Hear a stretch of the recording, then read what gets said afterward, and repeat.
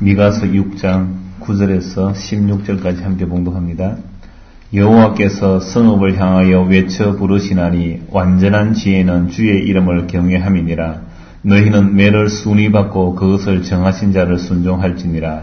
악인의 집에 오히려 불의한 재물이 있느냐? 축소시킨 가정한 에바가 있느냐? 내가 만일 부정한 저울을 섞거나 주머니에 거짓 저울추를 두었으면 깨끗하겠느냐? 그 부자들은 깡포가 가득하였고 그 거민들은 거짓을 말하니 그 혀가 입에서 괴사하도다. 그러므로 나도 너를 쳐서 중히 상하게 하였으며 내 죄를 인하여 너를 적막하게 하였나니 내가 먹으나 배부르지 못하고 속이 항상 빌 것이며 내가 감추나 보존되지 못하겠고 보존된 것은 내가 칼에 붙일 것이며 내가 실을 뿌려나 추수하지 못할 것이며 감람을 밟으나 기름을 내 몸에 바르지 못할 것이며 포도를 밟으나 술을 마시지 못하리라. 너희가 오므리의 율례와 아합집의 모든 행위를 지키고 그들의 꾀를 쫓으니 이는 나로 너희를 황묵케 하며 그 금인으로 사람의 치솟거리를 만들게 하려 함이라. 너희가 내 백성의 수욕을 담당하리라. 아멘. 여러분 혹시 법원에서 날아온 고소장을 받아보신 적이 있습니까? 저는 경험이 없습니다만은 사람 살다 보면 법원에서 고소장 또는 소환장 이런 것을 받으면 겁이 나죠. 저는 교통범칙금 통지서는 받아봤습니다만 그것만 받아도 좀 기분이 그렇잖아요. 그런데 법원에서 소환장 누가 고소를 했어요. 고발장이 와서 법원으로 출두하시오. 이런 이야기를 들으면 일단 위압감을 느끼죠. 그래서 고소장이 날아오면 야 이거 어떻게 해야 되는가 변호사를 알아보고 법원 쪽에 아는 사람 있는가 막 알아보고 대책을 마련하기에 고심하거든요. 대부분 보통 사람은 다 그렇습니다. 뭔가 고소받았다 이러면 겁이 나서 어떻게 하면 해결해 보려고 막 애를 쓰고 고심하는데 근데 문제는 우리가 하나님의 고소를 받아놓고 무덤덤하다는 거예요.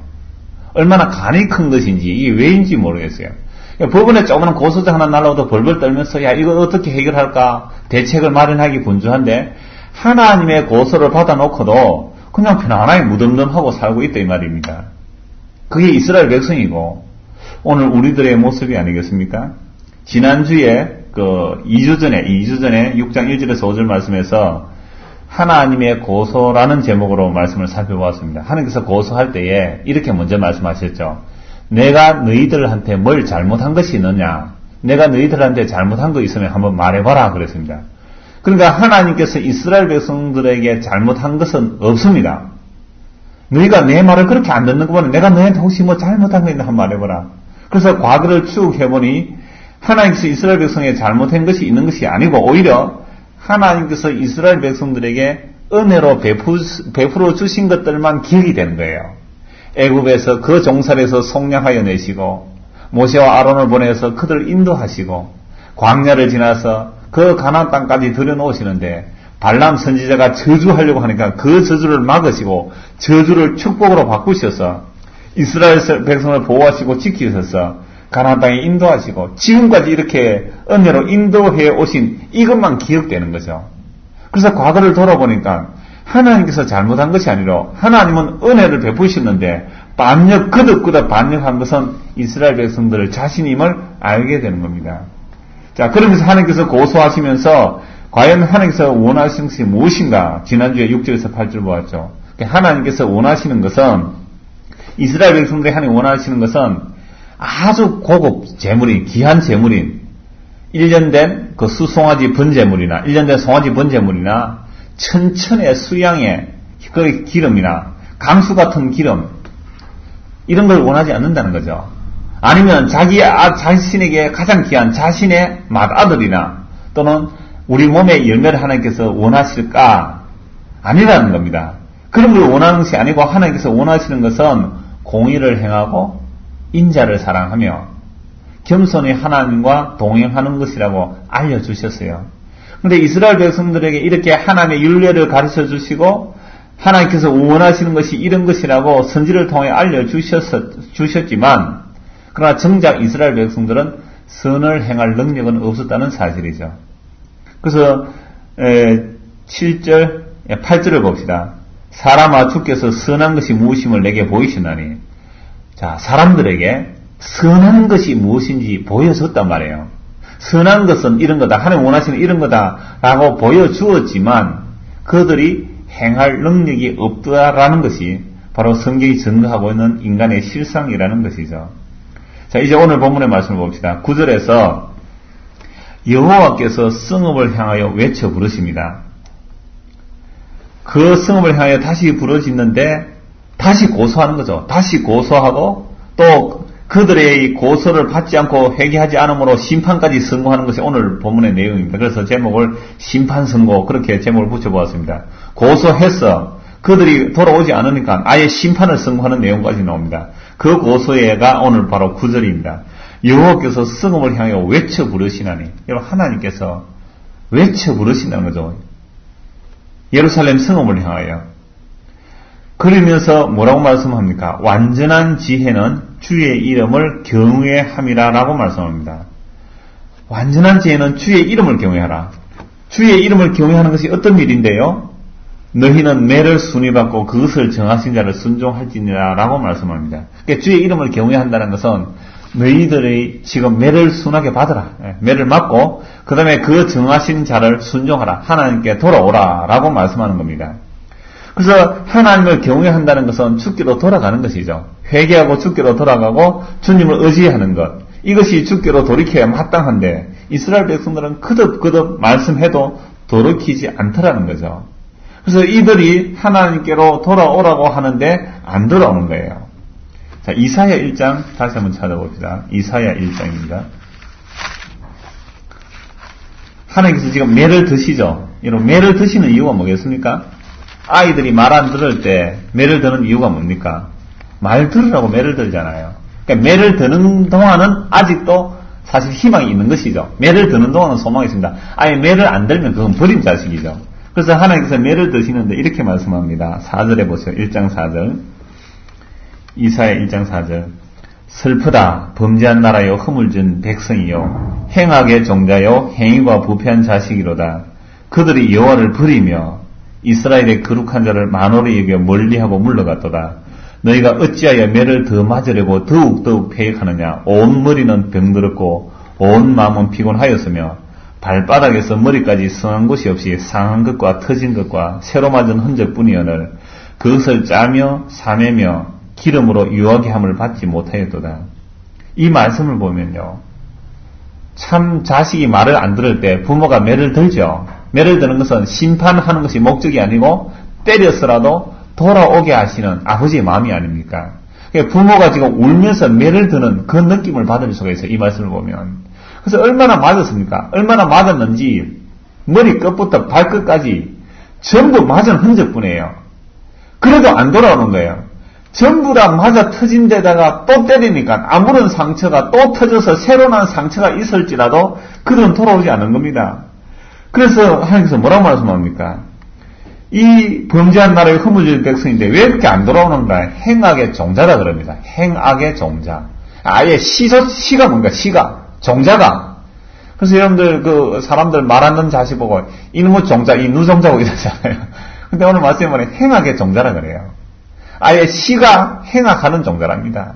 그럼 시가 안 좋으면요, 그건 뭐 받쳐 가도 그게 그겁니다. 행악의 종자고요. 행위가 그러니까 종자 자체가 행악의 종자니까 행위는 어떤 게 나오겠습니까? 부패한 행위가 나오는 거죠. 그럼 이게 이스라엘 백성들의 모습입니다. 그래서 돌아왔다라고 때리니까 때릴수록 오히려 더 멀리 가고 더 거역하고 더 물러가지 안 들어오더라 이 말이죠. 그리고 이 이스라엘 백성을 하나님께서 택하시고 이렇게 율법을 주신 것은 보아라, 인간이 하나님의 선한 것을 가르쳐 주어도 하지 못하지 않느냐. 인간이 얼마나 행악의 종자냐. 말해서 안 되고 때려서도 안 되는 것임을 보여주는 거예요.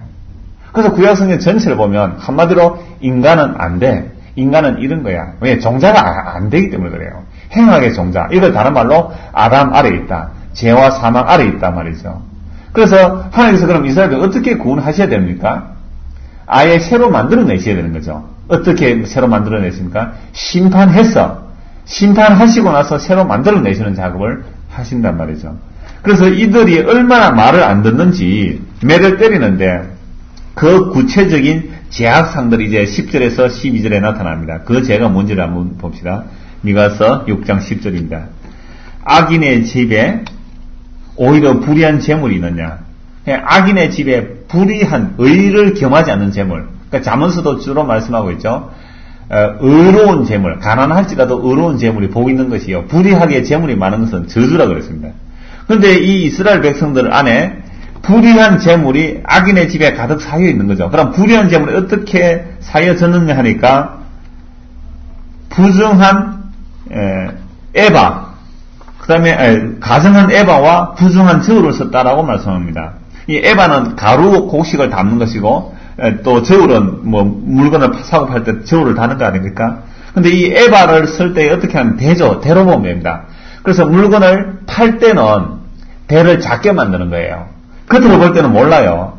그래서 옛날 우리 어릴 때도 시골에 뭐 이렇게 곡식 장사들 뭐 과일 이렇게 밤이나 대추 사러 오는 장사들이 있으면 어른들이 유심히 보는 거예요. 대를 바꾸는지 안 바꾸는지. 그래서 사들이는 대는요, 대를 크게 한대요. 안쪽에 홈을 이렇게 약간 보이지 않을 정도로 홈을 안쪽에 이렇게 판다는 거죠. 그런데 이걸 한 대, 두 대, 한 대에 조금씩만 살이 남아도 이게 한 대, 두 대, 이럴 때 크게 사면 그게 엄청 남는 거 아닙니까? 그게 대를 속이는 거죠. 안쪽을 오목하게 파는데, 사들일 때는, 팔 때는 어떤데요? 안쪽이 이제 볼록하게 나오게 하는 거죠.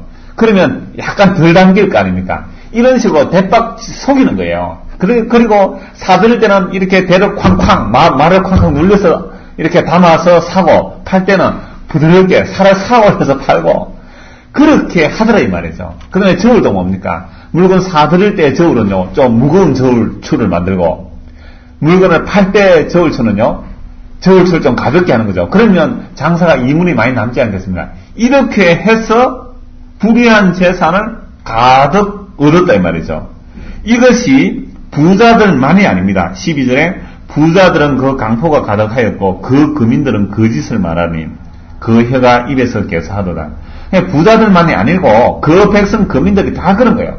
큰 부자는 크게 속이고 작은 부자는 작게 속일 뿐이죠.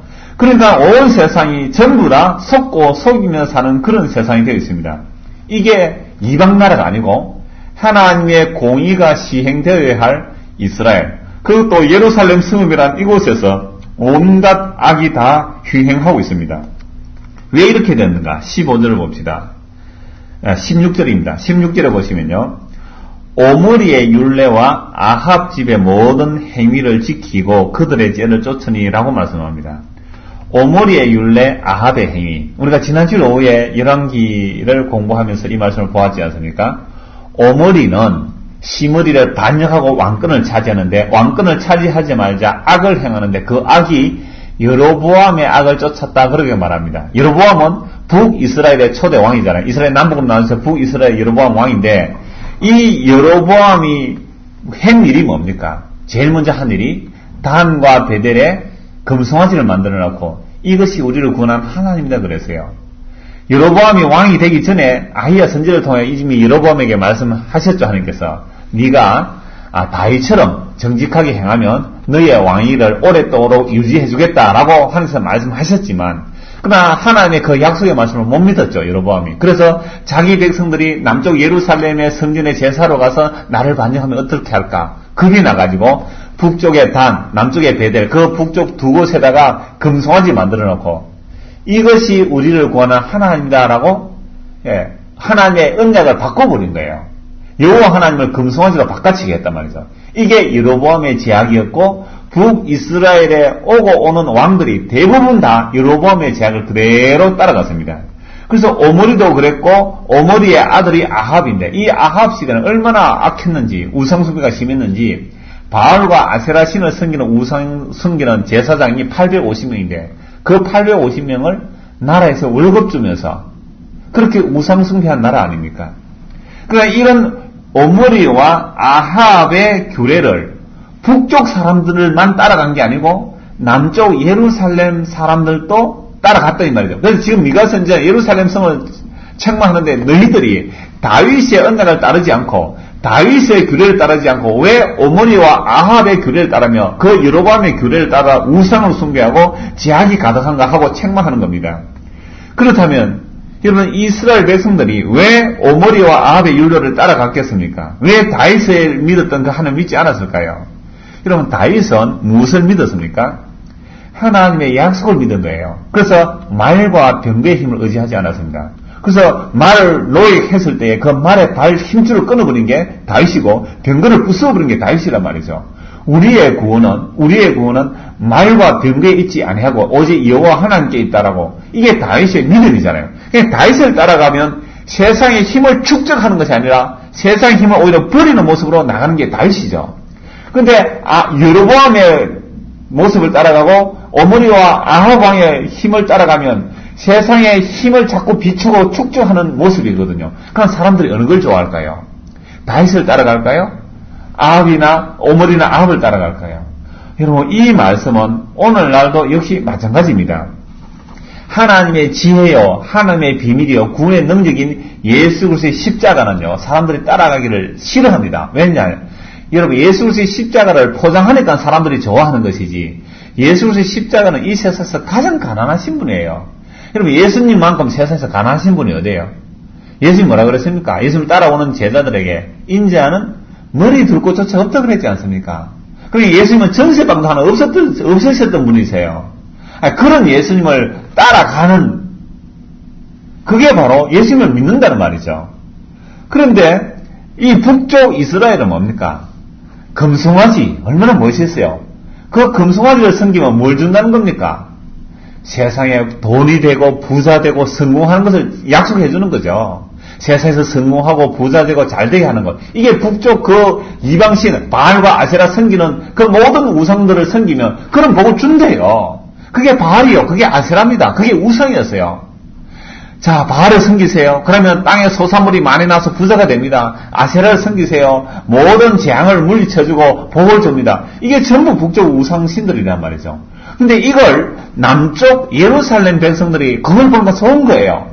마구 수입한 거죠. 마구 수입했어요. 오늘 이것은 우리 한국 교회의 현실을 그대로 비춰봐야 됩니다.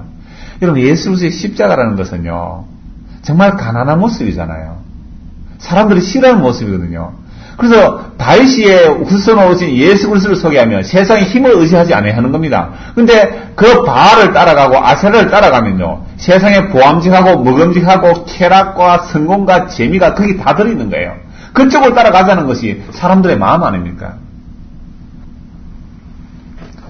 어저께 어느 집사님이 잠시 상담을 하자고 해서 만나서 얘기를 했는데요. 그분이 자기 올케에게 자기가 막 이렇게 복음을 좀 전하니까 올케가 잘 못 알아듣는 것 같아서, 그럼 우리 교회 홈페이지 와서 좀 들어봐라, 설교를 들어봐라 그랬대요. 그 올케가 우리 교회 홈페이지 설교를 듣다가 같이 들었대요. 그래, 와서 자기 집에서 이렇게 같이 들으니까, 참 은혜롭다 그러더래요. 참 은혜롭다 그러고, 그걸 또 자기 교회 목사님한테 물어봤대요. 늘 부른 게 이장호 목사라는 사람이 있는데, 이 목사님 설교 어떻습니까? 한번 들어봐 주세요 하니까, 창성교회라고 그럽니다. 일회 유치원 하는, 저는 어딘지 잘 모르는데, 그 목사님 들어보더만 이런 말을 하더래요. 참 용기 있는 목사님이다. 칭찬으로 들었습니다만은, 용기 있는 목사님이다. 왜 용기 있다 그랬을까요? 왜 용기 있다? 십자가를 전하면 용기 있는 사람들요, 오늘 이 시대에. 예수 그리스도의 십자가만 이야기하면요, 보통 이 목사님들 볼 때, 참 용기 있다 그래요. 왜? 십자가는 사람들이 좋아하는 게 아니거든요. 좋아하고 따라갈 만한 바알과 아세라를 이야기하면 사람들이 좋아하고 보암직하니까 따라갈 텐데, 이 십자가 이야기하는 것은 사람들이 멀리하고 배척하고 도망간단 말이에요. 그래서 이 용기 있다 했으면 참 저는 좋게 받아들여요. 무슨 의도인지는 모르겠지만 약간 용기 있다 그랬는데, 그래서 교회는 오늘날도 여러분 다윗이 믿었던 그 하나님 믿어야 되는 거죠. 그래서 우리는 세상의 말과 병거를 의지하지 않겠습니다. 우리는 교회의 힘을 의지하지 않겠고, 우리는 다른 세상의 힘을 의지하지 않겠습니다. 십자가에 못 박히신 약하심으로, 참 버림받음으로, 저주받으심으로 십자가를 지신 예수 그리스도, 그분만이 우리의 구원의 능력이 됩니다. 그분을 믿고 따라가는데 세상에 다른 보암직하고 먹음직하고 세상이 자랑이 될 만한 그런 것들을 달라고 따라갈 수는 없지 않습니까? 그래서 그 십자가만 전하는 거죠. 자, 그러므로 오늘날도 이 세상에서 사람들은요, 보암직하게 살고 싶잖아요. 누가 전세방도 하나 없이, 아이고, 안 됐다, 이런 느낌을 꼭 쉽지 않아서 우리는 얼마나 열심히 애를 씁니까? 우리 교회도 신혼부부들 보십시오. 22평 사니까 아쉬운 거예요. 그래서 46평 가보니까 이 정도는 살아야 됐다는 생각이 들잖아요. 그 생각이 드는 순간 어떤 생각에 사로잡혀 살겠습니까? 어떻게 하면 돈을 좀 더 벌까? 여기에 그냥 사로잡혀 사는 겁니다. 그렇게 세상에서도 보험직하게 살고 싶고 하늘나라 가서도 좀 당당하게 살고 싶은 겁니다. 나는 죽어 마땅한 죄인인데 주님께서 나를 불쌍히 여겨주시고 은혜로 의롭다함을 받는다는 것, 이게 사실은 싫다는 것이죠. 이런 이스라엘 백성들, 다윗의 율례를 버리고 아합의 율례를 따라가는 이 이스라엘 백성들, 하나님께서 말로 하시고 매를 들어도 안 될 때에는 최종적으로 심판이 선고되는 겁니다. 그 심판의 내용이 13절에서 16절 말씀입니다. 그러므로 여러분, 말을 해도 안 되고 매를 때려도 안 되면 뭘 해야 됩니까? 심판을 내리셔야 합니다. 그 심판이 뭡니까? 나도 너를 쳐서 중히 상하게 하였으며 내 죄를 인하여 너를 적막하게 하였나니. 그런데 한때 북이스라엘이 여로보암 2세 때는 아주 잘 살았어요. 경제가 잘 돌아가고 흥청망청했습니다. 바알을 섬기고 아세라를 섬기는데 막 부자 됐어요. 나라 잘 돌아갔다 이 말입니다.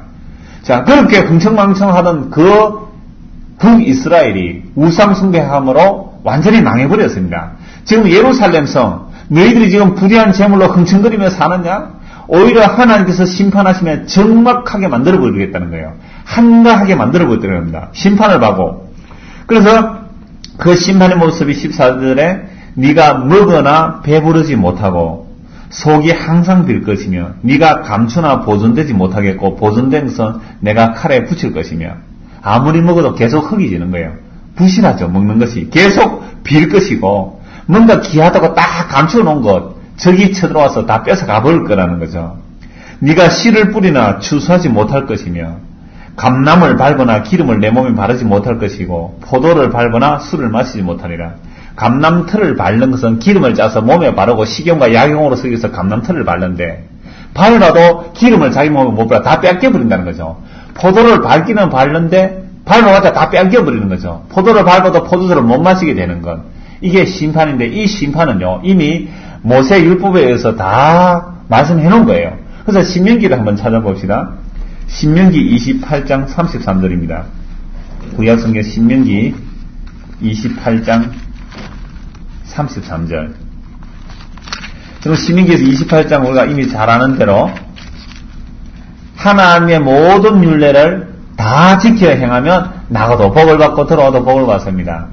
그런데 신명기 28장에서 하나님의 모든 율례와 규례를 단 하나라도 어기면 나가도 저주 들어오도 저주란 말이죠. 그러므로 지금 예루살렘 성에 저울을 속인다. 저울을 속인다는 것은 이미 무엇을 어긴 겁니까? 율법을 어긴 것이죠. 예, 거짓말했다. 이건 이미 율법을 어긴 거란 말이죠. 율법을 어기고 흥청망청 거리고 있지만 하나님은 율법대로 심판하시고야 마신다는 겁니다. 그 심판의 선고가 뭡니까? 먹어도 배부르지 아니하고 심어도 거두지 못하고 감람을 밟아도 기름을 바르지 못하고 포도틀을 밟아도 마시지 못하는 이런 재앙이 이미 신명기에서 선포되고 있습니다. 33절 보세요. 내 토지 소산과 내 수고로 얻은 것을 내가 알지 못하는 민족이 먹겠고 너는 항상 압제와 학대를 받을 뿐이라. 농사 실컷 지어봤자 다 빼앗기고 오히려 학대받겠다 이 말씀이죠. 28절 봅시다. 38절 봅시다. 36절입니다. 여호와께서 내가 너와 내가 세울 내 임금을 너와 내 열조 알지 못하는 나라로 끌어가시리니 하나님 율례 하나도 지키 못하면 그렇게 하겠다는 거죠. 내가 거기서 목석으로 만든 다른 신들을 섬길 것이며 여호와께서 너를 끌어가시는 모든 민족 중에서 내가 놀램과 속담과 비방거리가 될 것이라.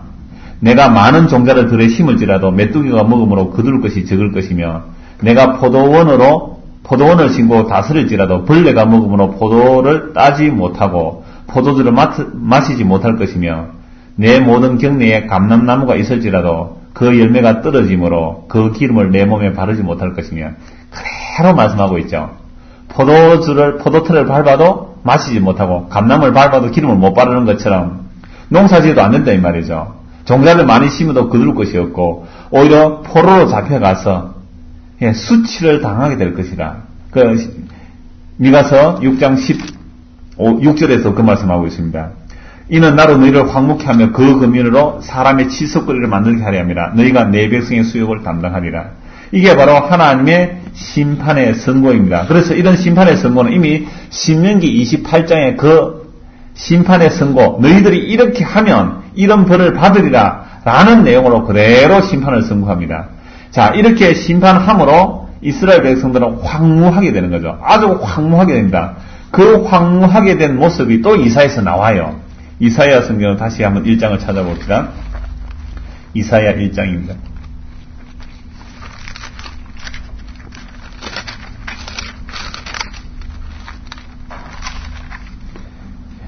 이사야 1장 7절입니다.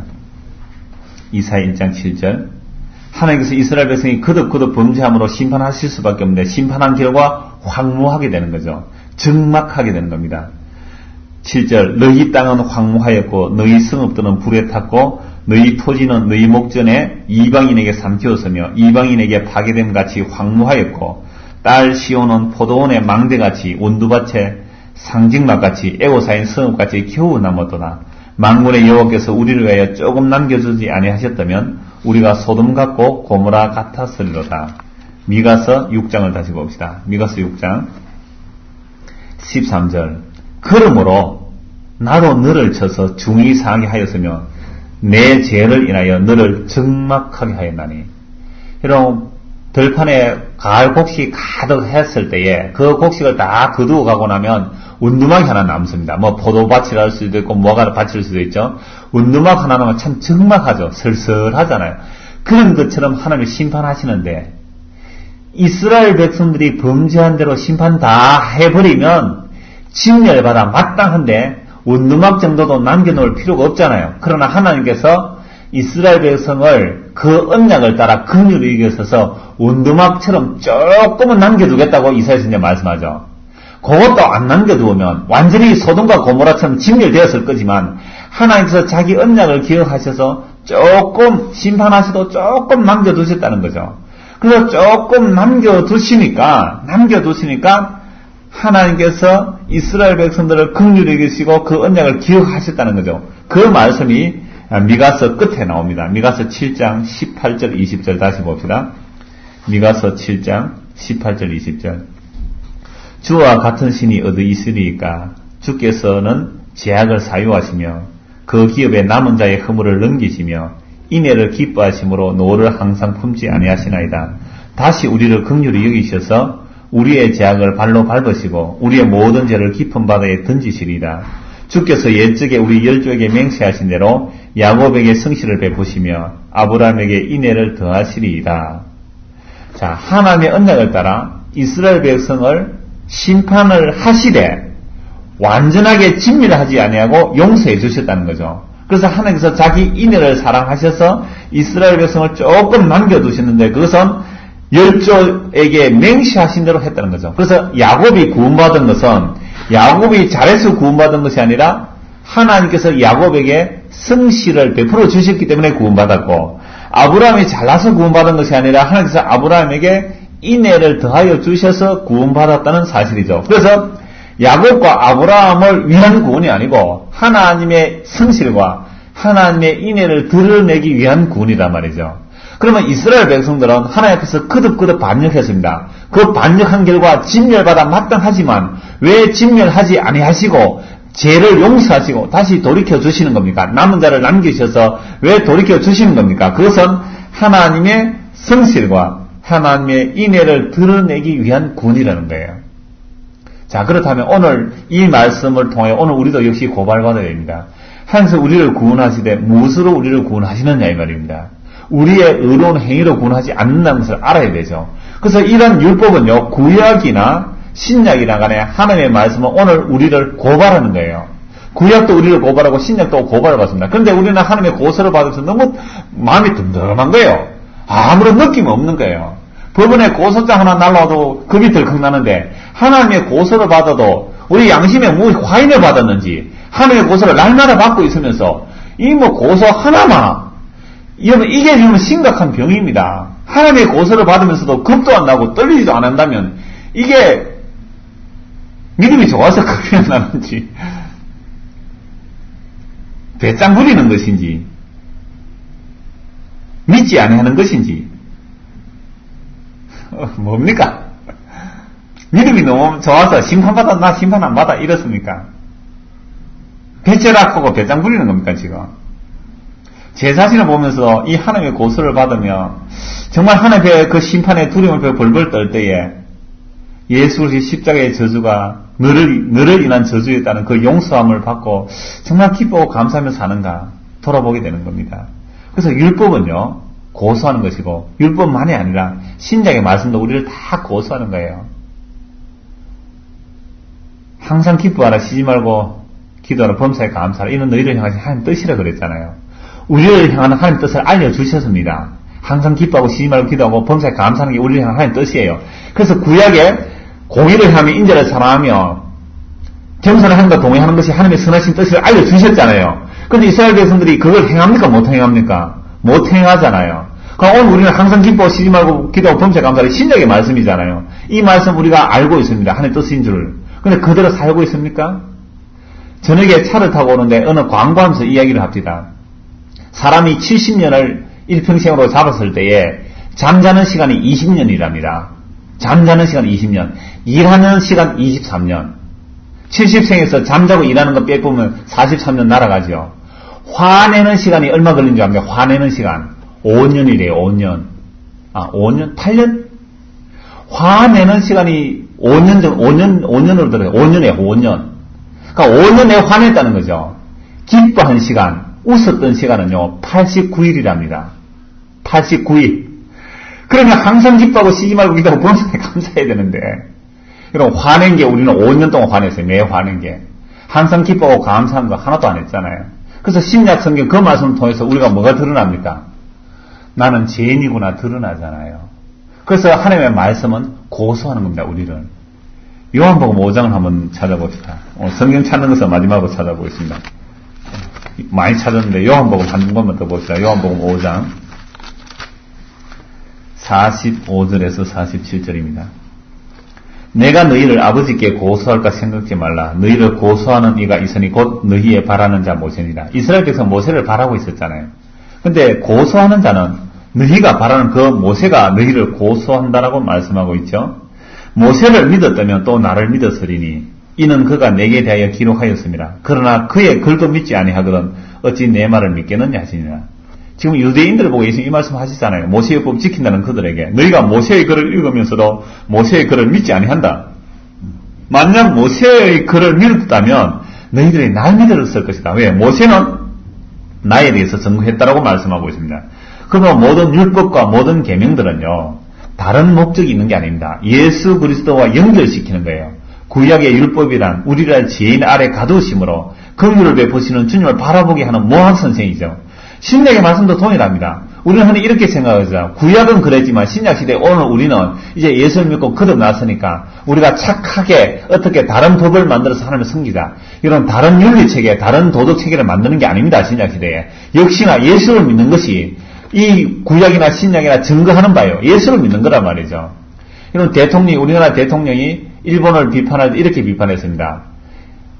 인류의 보편적 가치를 따라 살지 않는 것이 일본이라고 그렇게 비판했거든요. 그러니까 인류의 보편적인 가치가 뭡니까? 공동선을 추구하는 것이죠. 그런데 예수를 믿는 사람은 그런 선이나 그런 인류의 보편적 가치를 따라가는 사람이 아니에요. 오히려 인류의 보편적 가치를 추구하는 것이 아니라 예수를 믿는 사람들이란 말이죠. 그래서 그들의 윤리와 우연히 일치되는 것은 있을 수 있지만, 그러나 우리는 그런 윤리나 도덕을 새로 만들어서 하나님을 따로 섬기는 게 아닙니다. 오히려 신약의 말씀을 보면서도 회개하고 예수를 믿어야 되는 거죠. 그래서 사도들이 이렇게 증거하지 않습니까? 너희들이 십자가에 못 박아 죽인 예수를 하나님이 주와 그리스도가 되게 하셨다. 다시 살리셨고 주와 그리스도가 되게 하셨다. 하니까 그들이 찔림을 받았어요. 그때 사도들이 하는 증거가 뭡니까? 그러므로 회개하고 주 예수를 믿어라 라고 말씀하신 거란 말이죠. 그래서 오늘 저와 여러분이 신약을 통하든 구약을 통하든 뭘 받아야 됩니까? 하나님으로부터 고소를 받아야 됩니다. 고소를 받으면 큰일 났구나. 내가 죄인이구나. 나는 망했구나. 심판당했구나. 이게 심판의 소식이에요. 그래서 십자가는요, 세상에 대한 심판의 소식 아닙니까? 그러나 믿는 자에게는 심판이 아니라 구원의 능력이 되는 거죠. 그래서 오늘 우리는 구약을 듣든지 신약을 듣든지 하나님의 고소를 듣고 하나님의 심판의 소식을 듣는 거죠. 그래서 그 심판을 다시 예수 그리스도 앞에 자기 죄를 회개하고 예수님을 믿는 것, 이게 바로 뭡니까? 하나님께서 남겨주신 자기 백성들의 구원받아 나오는 모습이에요. 그래서 어디에서 나오느냐? 심판에서 나와요. 심판에서 나와요. 그 심판에서 나온 자들은 무엇을 자랑하지 못합니까? 자기 의를 자랑하지 못하고 자기 행함을 의지하지 못하고 오직 주의 인자와 주의 성실을 의지하고 나는 거예요. 야곱이, 아브라함이 주의 성실과 주의 인자하심 때문에 구원을 얻었듯이 오늘 예수 믿는 저와 여러분에게는 예수 그리스도가 우리의 의가 되고 우리의 성실이 되고 예수 그리스도가 우리의 구원이 됩니다. 이게 바로 오늘 하나님의 고소를 받고 심판을 받고 나온 자들의 공통된 고백이라는 거죠. 그래서 오늘 저와 여러분이 좀 고소를 진지하게 받아봅시다. 하나님의 말씀 앞에 정말 진지하게 좀 고소를 받아봅시다. 그럼 하나님의 말씀 단 한 말씀을 보더라도 우리는 큰일 났다, 죽었구나. 여러분 신명기 28장 말씀이 그러하지 않습니까? 단 하나의 규례라도 지키지 못하면 모든 저주와 재앙이 다 온단 말이에요. 그것처럼 이스라엘이 심판을 받아요. 근데 심판을 받았는데 다 진멸하지 않고 왜 남겨두십니까? 무엇을 보이기 위해서요? 하나님의 인애와 하나님의 긍휼과 하나님의 성실을 보이시기 위해서 남겨두신 거예요. 그 약속을 따라 오늘 저와 여러분이 예수를 믿게 되었다면 참으로 우리에게서 나와야 할 고백은 나는 종일토록 주의 의만 진술하겠나이다. 이렇게 주 예수 그리스도를 자랑하고 주만 의지하는 저와 여러분 되기를 소원합니다. 기도하겠습니다. 하나님 아버지, 이스라엘 백성들이 하나님의 고발을 받고 심판을 당하는 모습을 보게 됩니다. 그들이 의지했던 것은 세상의 힘과 세상의 보암직한 것들을 의지했습니다. 그러나 오늘 저와 우리의 모습이 이들과 다를 바가 없습니다. 하나님 우리들을 깨우쳐 주시고 주의 고소를 진지하게 받아들여 주님 앞에 죄인임을 회개하고 예수 그리스도 외에는 달리 소망이 없는 것임을 늘 믿고 또한 주께 감사하며 사는 저희들 되게 하여 주옵소서. 예수님 이름으로 기도드리옵나이다. 아멘.